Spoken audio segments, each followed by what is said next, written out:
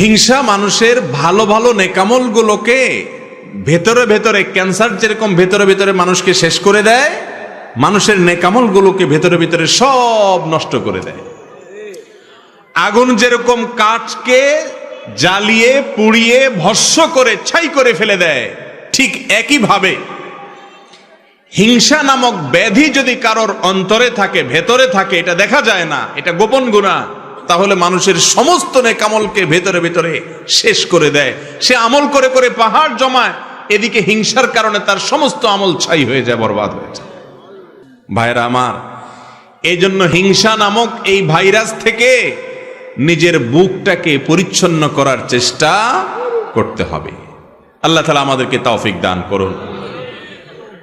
রাসূল করিম সাল্লাল্লাহু আলাইহি ওয়াসাল্লাম বলেছেন, আবু হুরায়রা রাদিয়াল্লাহু তাআলা হাদিস বর্ণনা করেছেন, লা তাহাসাদু, ও মুসলমানরা তোমরা একে অন্যের প্রতি হিংসা করো না। নবীজি নিষেধ করেছেন, এজন্য হিংসা করা হারাম। ওয়ালা তানাজাসু, তোমরা একে অন্যের বেচাকেনাতে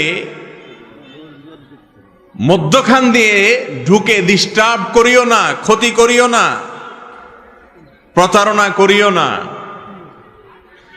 ওয়ালা তাবাগাদু, এবং তোমরা একে অন্যের প্রতি শত্রুতা অন্তরে রাখিও না।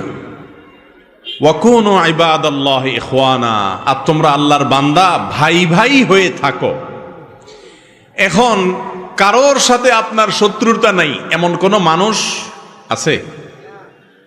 শত্রুতা যে অন্তরের ভেতরে রাখি আমরা, এটা তো দেখা যায় না। দেখা যায়? মুশকিল হলো, উপর দিয়ে আপনি হাসতেছেন, মুস্কি হাসি দিচ্ছেন, অথচ তলে তলে আপনি তার প্রতি আপনার শত্রুতা আছে, আপনার হিংসা আছে।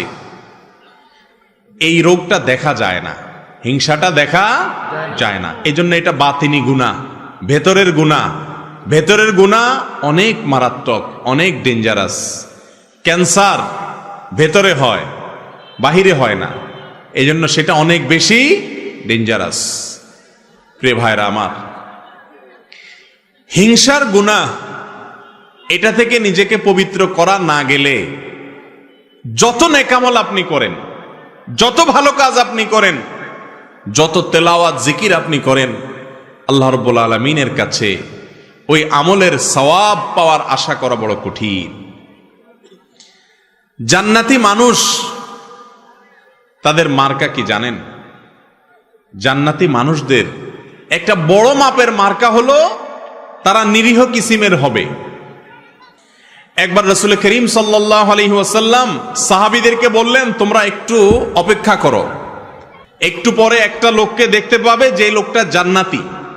এখন জান্নাতি নবী করিম সাল্লাল্লাহু আলাইহি সাল্লাম রীতিমতো বলে দিচ্ছে নিশ্চয়তার সাথে যে একটু পর একটা লোক আসবে এখানে, তোমরা খেয়াল করো কে আসে, যে আসবে সেই লোকটা জান্নাতি। সাহাবা একরাম যারা জান্নাতের পাগল, এই কথা শুনে তারা তো সবাই অত্যন্ত সতর্কতার সাথে অপলক দৃষ্টিতে চেয়ে আছে কে আসে। দেখা গেল একজন লোক, যে লোকটাকে দেখে তারা ব্রু কুচকাতে লাগলেন। সবাই মনে করেছেন এটা বোধহয় আবু বকর, ওমর, ওসমান, আলী, এরকম সিনিয়র কোন বড় সাহাবী, তারাও জান্নাতি সুসংবাদ প্রাপ্ত ইনশাআল্লাহ। তারা মনে করেছেন এরকম কোন প্রসিদ্ধ সাহাবী হয়তো আসবে, কিন্তু দেখা গেল এমন একজন লোক আসলেন যিনি অখ্যাত, কেউ তাকে তেমন বেশি চিনে না, গুরুত্ব দেয় না। নবী করিম সাল্লাল্লাহু আলাইহি সাল্লামের এই কথা শোনার পর সাহাবা একরাম চিন্তা করলেন, নবীজি যেহেতু বলেছেন লোকটা জান্নাতি, তার মুখ থেকে সুসংবাদ পাওয়া, অতএব গুলি মিস হলে এটা তো মিস হতে পারে না, এই লোকটা তো জান্নাতি অবশ্যই হবে। তাহলে কি এমন আছে তার ভেতরে যে সেই গুণের কারণে সে জান্নাতি? এই জন্য সাহাবা একরাম দের একটা দল কয়েকজন মিলে ওই সাহাবীর বাসায় সিসি ক্যামেরা বসাইলেন।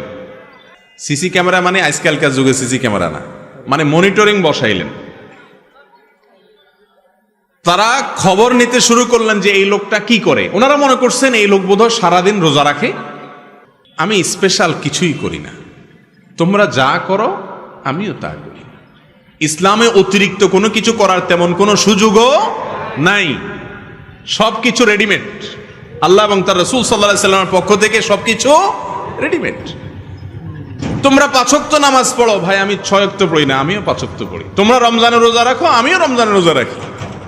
বিশেষ কিছুই আমি করি না, এমনকি অনেক নফল আমল টামলও যে আমি করি এমনও কিছু না। তবে একটা জিনিস আছে আমার, সেটা হলো আমার এই বুকে আল্লাহর জমিনে কোনো মানুষের জন্য আমার কারোর প্রতি আমার কোনো দুঃখ, কষ্ট, শত্রুতা, হিংসা বলতে কিচ্ছু নাই। কেউ আমাকে যদি একটা গালিও দেয় তো আমি একেবারে ফ্রেশ মনে থাকে মাফ করে দিই। কেউ যদি আমার পেছনে শত্রুতাও করে আমি হাসি মুখে উড়াই দিয়া তার জন্য আমার অন্তরটাকে পরিষ্কার করে ফেলাই। কাউকে দেখে যদি আমার কষ্ট হয়, হিংসা হয়, আমি তার জন্য আরো বেশি করে দোয়া করি। এক কথা, আমার অন্তরটাকে আমি পরিচ্ছন্ন করছি। এই একটা আমল আছে স্পেশাল, হয়তোবা এই কারণে আল্লাহ তাআলা আমাকে মর্যাদা দিয়েছেন। ভাইরা আমার, কি বুঝতে পারলেন?